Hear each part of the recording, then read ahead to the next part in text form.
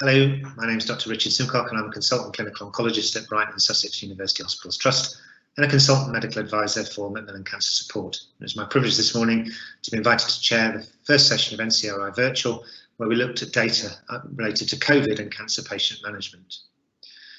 Our first presenter was Charlotte Ide from Cancer Research UK, who presented a survey of patients where she demonstrated the presence of quite a significant degree of coronaphobia, the fear of patients being worried about contracting COVID in hospital, and also data which showed that up to 2/3 of patients felt that their care had been affected during corona.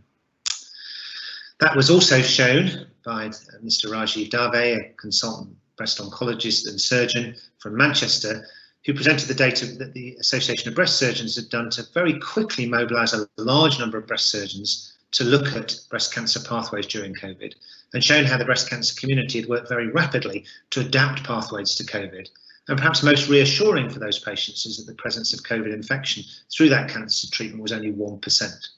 The data is also very useful in showing how we should be flexible moving forward as COVID stays with us.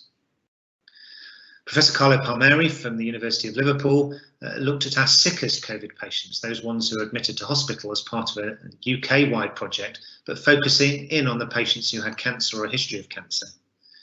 These were powerful big data which showed discriminatory outcomes for patients with cancer, which would allow us to understand better what happens to those patients admitted to hospital. But Professor Palmieri's take-home message was that cancer oncologists and cancer professionals need to be very involved in the acute admission of these patients so they can help intensivists and frontline medical staff prioritise and triage these patients appropriately. And then finally, Dr. Susanna Banerjee from Royal Marsden Hospital presented a nationwide survey of stress, burnout and emotional well-being amongst all the cancer workforce. It wasn't any surprise to see that the work that we've been doing during this year has led to a huge toll of emotional burnout and stress, but the figures that Dr. Banerjee presented were really quite striking and alarming, and her take-home message is that we all need to be doing more to look after it ourselves and each other. I thought all of these data were really impressive in terms of how well people had mobilised to get data about this situation, but they're powerful data in allowing us to move forward and be prepared for as we move into a second lockdown.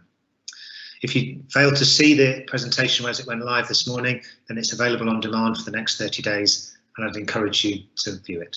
Thank you.